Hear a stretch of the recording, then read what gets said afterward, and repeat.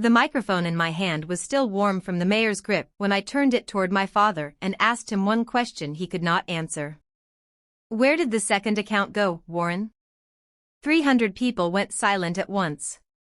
Somewhere behind me a lemonade pitcher hit the grass. My name is Delia Marsh, and 18 years ago my father stood in our kitchen in Pinecrest Hollow, Vermont, and told me I had 30 minutes to leave his house forever. I was 16. I was pregnant. And according to him, I had just spent the only inheritance that mattered, his good name, on a mistake he refused to say out loud. He didn't yell. That was the part nobody believes when I tell it now. He just folded his newspaper into a perfect square, set it on the table, and said the sentence that has lived in my chest for 18 years. A family only has room for one future, Delia, and you burned yours tonight. My mother, Carol, stood at the sink rinsing a mug that was already clean. She rinsed it the entire time I packed. She never once turned around. My brother Preston was 14, sitting on the stairs in his soccer cleats, and the only thing he asked as I walked past him with a duffel bag was whether he could finally move into my room because it had better light for his gaming setup. Nobody stopped me at the door. Nobody chased the car that never came, because there was no car. I walked 4 miles in October wind wearing a windbreaker that did nothing. I ended up on a payphone outside a shuttered feed store, calling the only adult who had ever looked at me like I was worth the change. Her name was Ruth Okafor.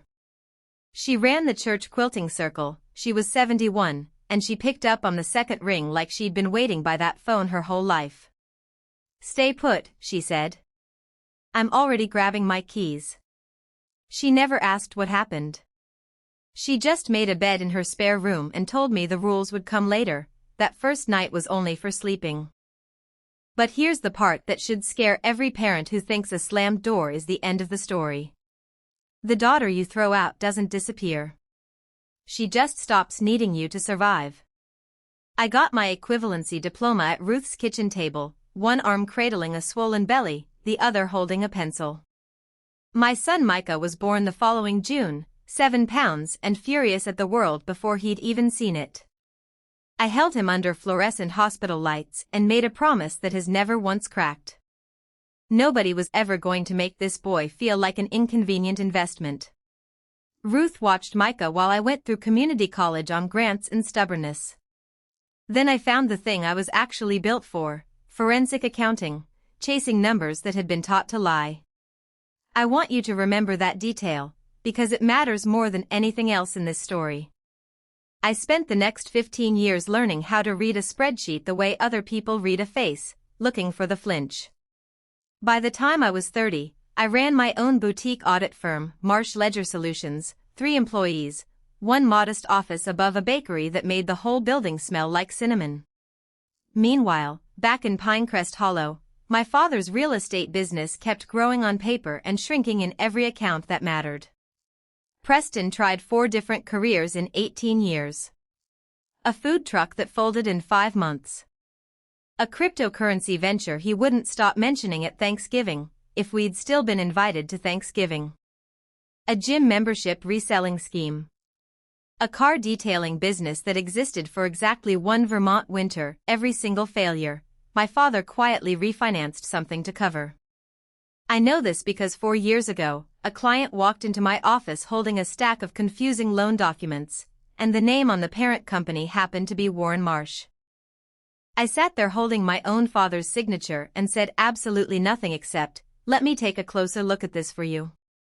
That was the moment the entire shape of my future changed, and neither of them knew it yet. Over the next 3 years, I built a client base in the towns surrounding Pinecrest Hollow without ever setting foot back inside it. Small business owners, retirees, church treasurers, all of them handing me their books because word travels in small towns whether you show your face or not. One of those clients was Mrs. Adeline Prosser, 78, who ran the Hollows Community Trust Fund, the same fund my father sat on the board of. She didn't recognize my last name at first. Then she asked if I was related to Warren, and I said, his daughter, the one he stopped speaking about. She went very quiet, and then she said something I've never forgotten. I always wondered why a man that proud never once brought his daughter to a single town event.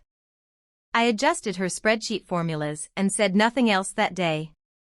But I kept coming back, month after month, and slowly I noticed the trust fund's numbers had a flinch of their own. A small transfer here. A consulting fee there. All routed, eventually, back to accounts connected to my father and, more specifically, to Preston. I want you to sit with that for a second, because this is where the story stops being about a slammed door and starts being about a decision. I could have called the state attorney's office the day I found the first transfer. I didn't. I kept documenting instead, quietly, patiently, the way Ruth Okafor had once quietly made room for me without asking a single question. Dignity is not something a room can take from you. It's only something you can hand over, and I was not going to hand mine to a folder full of evidence I hadn't finished building then. This past February, my phone rang with a number I hadn't seen in 18 years. "Hey sis," said the voice, deeper now, but with that same lazy, calculating cadence. "Been a long time." I didn't answer for a moment. I let the silence do what silence does best. "Look," Preston said, "Mom and Dad have been asking about you." "They haven't," I said. "Fine," he said, adjusting instantly. "I've been asking about you." "Why now, Preston?" "Family's family, Grace," he said, and got my name wrong on the very first attempt, which told me everything I needed to know about how much thinking had gone into this call. Then he asked the only question he actually cared about. "Heard you're doing real well. Got a kid, right? A boy?" I didn't correct him. I let it hang there in the air between us like a hook waiting for something to bite. He didn't ask Micah's age. He didn't ask his name. He asked if the boy played sports, because apparently a nephew is only interesting if he can be useful at a dinner table someday. 2 days later my father called the landline directly, his voice arriving the way it always had, already certain of the answer before he'd asked the question. "Your mother and I would like to meet your boy," he said, as if 18 years of silence were simply a scheduling conflict. In the background I heard my mother, still rinsing something that didn't need rinsing, murmuring words I couldn't make out. "We're not getting any younger," my father said. "A man wants to know his grandson. I want you to notice something. He never asked how I was. He never asked if I was safe that October night. He asked about an heir he had already decided existed.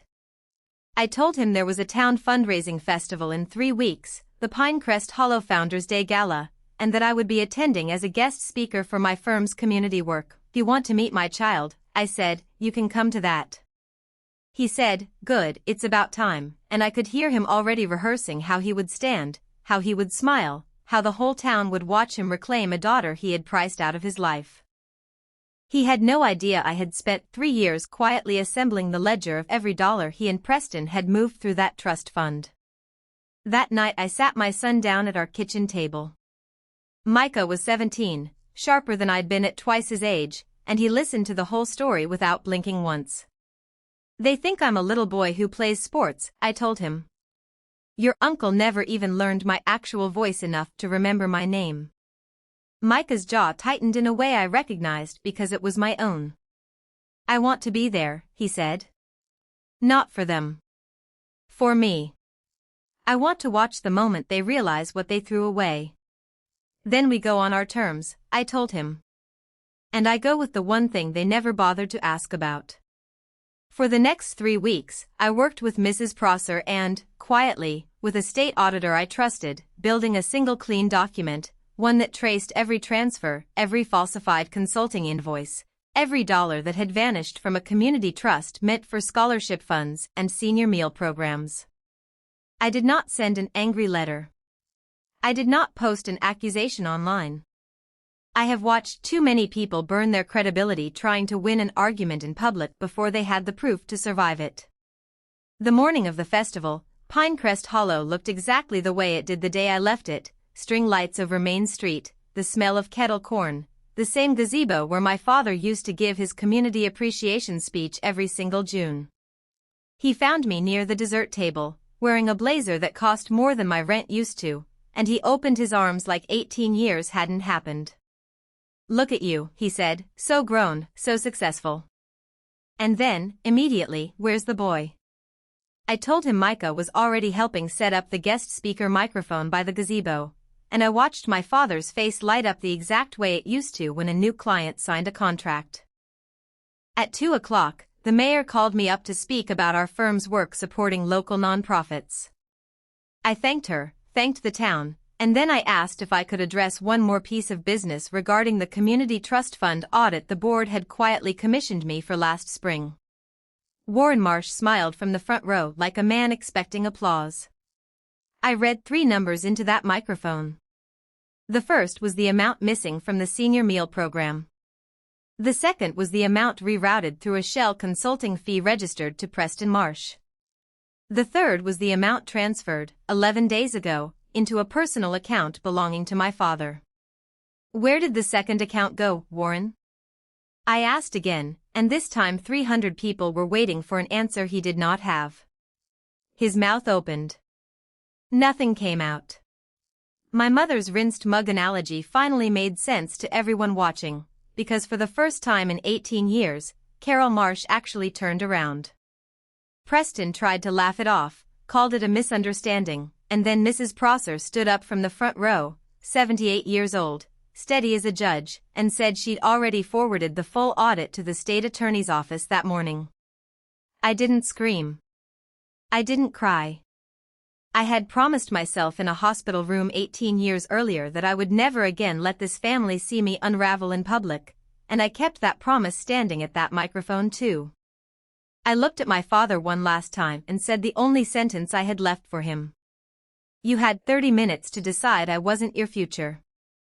It took me 18 years to prove exactly how wrong you were." Then I stepped down from the gazebo, took my son's hand, and walked through a crowd that had spent 2 decades believing one version of my family's story, and now finally understood the other one.